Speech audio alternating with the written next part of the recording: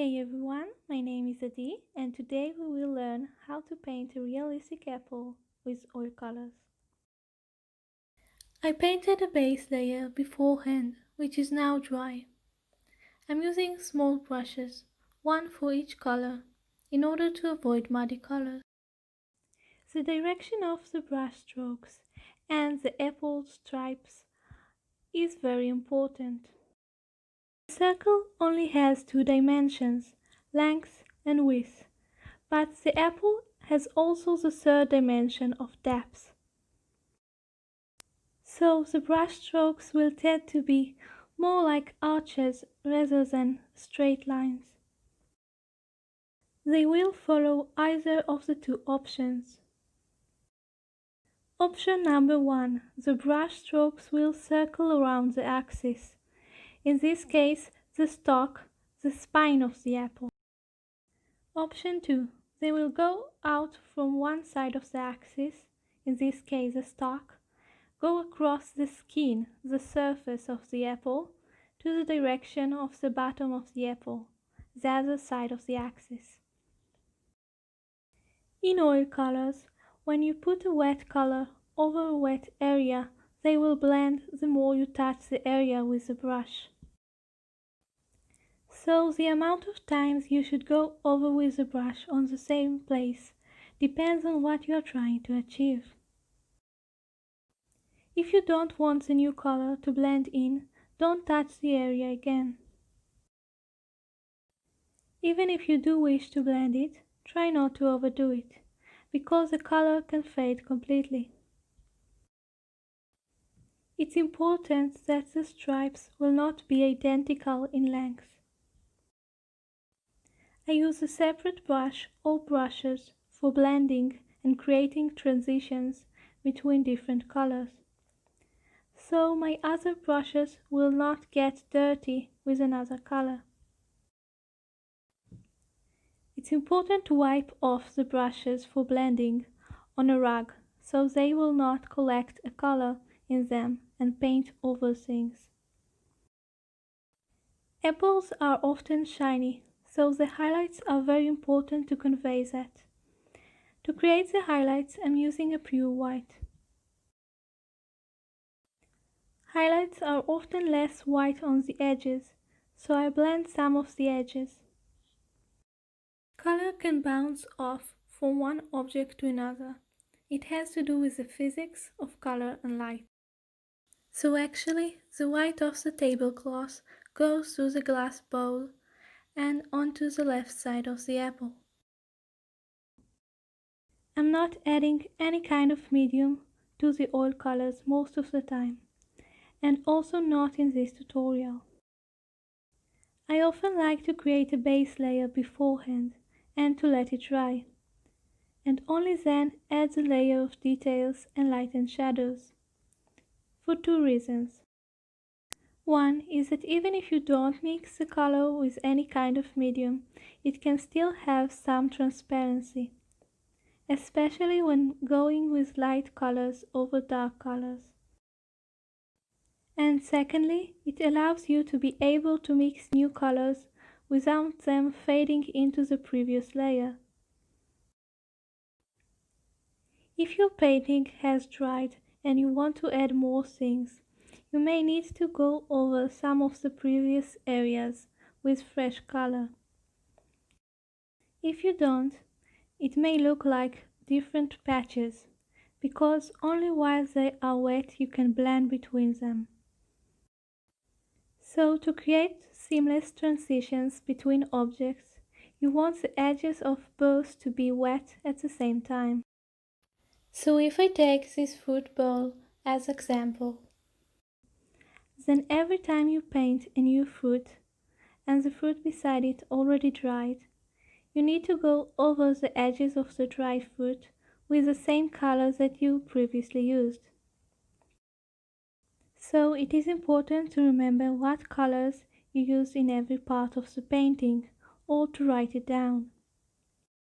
Why is it important to have seamless transitions? Objects in real life don't have a contour, a line around them. And eyes or camera can't be focused on everything.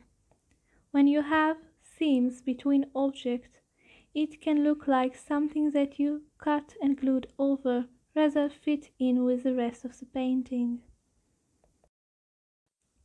Before I start to paint, I figure out what are the colors that I will use and place them or mix them on a palette, so that I will not have to stop while painting every time I need a different color. You can try the color on a draft paper to see if it works for you before starting the painting. The dark places are the area around the stalk, the lower part of the apple, and the right side that is probably affected by the fruit beside it. The stalk too has light and shadow.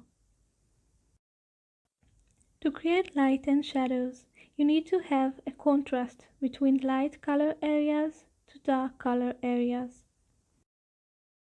I think an object should have at least 3 different values, different levels of dark and light. When painting with oil colors, it's better to paint from the background forward. That's why I'm painting the apple that is more in the front after I painted the other fruits. Apples can have dots on them, so when adding the dots in a light color over the red color, which is wet, I only touch the same place once. The ways to create three-dimensional effect are: number 1, light and shadow, both inside an object, and also the shadows that one object casts on another. Number 2, the direction of brush strokes. Number 3, that some objects hide one another. It is good to plan ahead your composition so that things will hide one another. Composition is the way you place the elements in your artwork, the location where they are in. Number 4. The further away an object is, the upper his base will be. Number 5. Another way is to create contrast in color between the object and the background, or the object with the objects that are behind it. This can help too. Every material catches the light differently. I think it is interesting to show it in the same painting and to suggest that every material has a different texture. We are talking about an apple in this video, but the same rules of direction, light and shadows, etc. apply to everything else as well. Brushes come in different sizes. I often use a double zero for the tiny details. I think that adding details can take an artwork to the next level. It encourages you to look more and to search for more details. When you start to paint or draw something, you discover more things the more you look at it. I find it thrilling that as an artist we can see the world differently. We discover things that other people are not used to look for. To have control over your brush, you should lean your drawing hand onto something.